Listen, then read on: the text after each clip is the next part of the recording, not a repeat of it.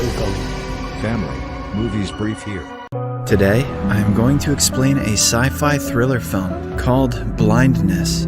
Spoilers ahead, watch out, and take care. The movie begins with the scene of a young man on his way to work, suddenly going blind in the middle of a traffic stop. When the traffic light turns green and the man is not able to move his car, the cars behind him begin honking at him repeatedly. Soon, some concerned city dwellers approach the man and learn that he has lost his vision. A good Samaritan named X offers to drive the man home and help clear the traffic. As they head to his apartment, the blind man describes his sudden affliction as an expanse of dazzling white, as though he is swimming in milk. Eventually, they arrive at the blind man's upscale apartment. However, as soon as the blind man gets out of his car, the rescuer flees with his vehicle. Later, the blind man's wife returns home and is shocked to learn about her husband's condition. She immediately decides to take him to a local ophthalmologist. The doctor performs a thorough examination of the man's eyes, but fails to find the reason for his sudden blindness. He should have asked him if he'd been watching Jake Paul's YouTube channel. For most blind people, everything goes dark, but the blind man mentions seeing white. The doctor refers the man to a hospital. Meanwhile, the man who stole the blind man's car runs into a police check. Afraid of getting caught, he illegally changes lanes and abandons the car. However, before he could get away, the man gets his karma and suddenly goes blind, just like the man who he stole from.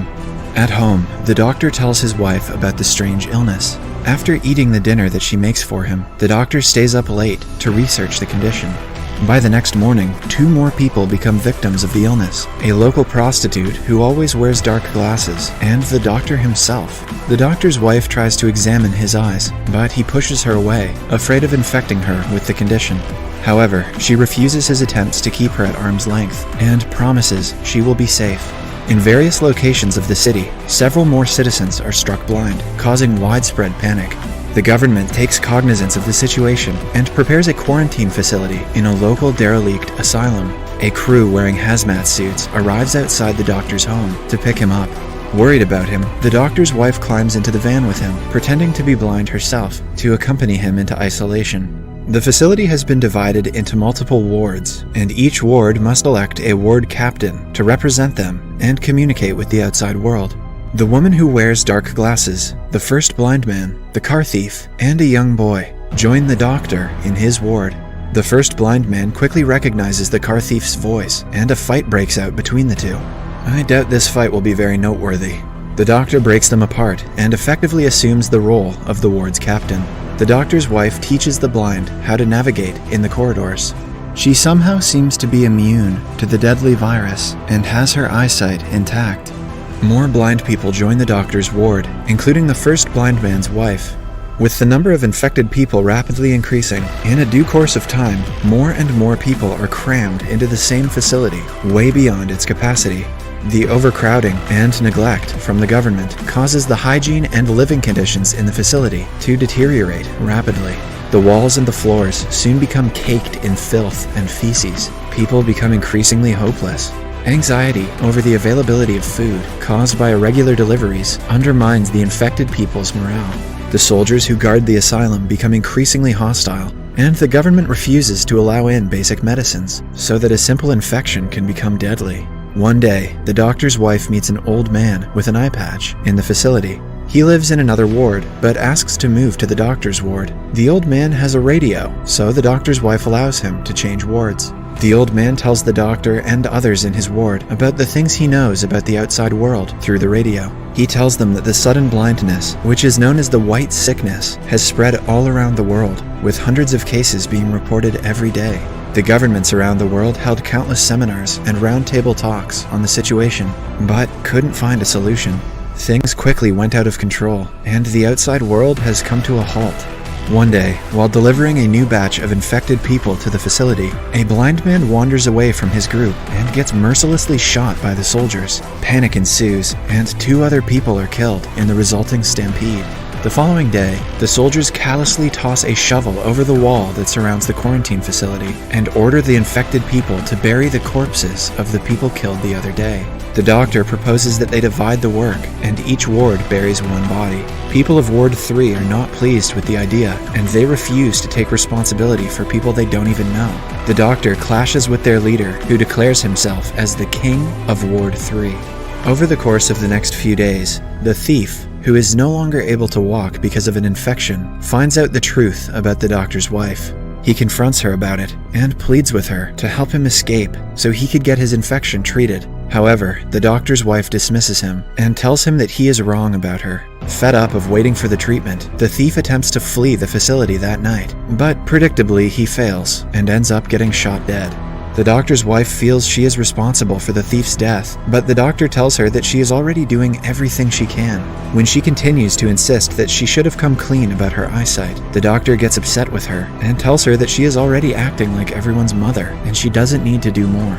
The King of Ward 3 and his men hold everyone at gunpoint and take control over the food that the government delivers. He orders everyone to hand over their valuable possessions to him in exchange for rations.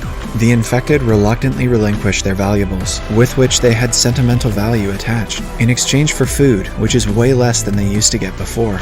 Moreover, due to frustration of being unable to take care of himself and a feeling of helplessness, the doctor and his wife continue to drift apart. After finding the doctor upset, the woman with the dark glasses comforts him and tries to cheer him up. One thing leads to another, and the doctor and the woman end up having sex. Both immediately regret it, even more so when they realize that the doctor's wife witnessed their entire tryst. The woman apologizes to his wife and learns about her eyesight.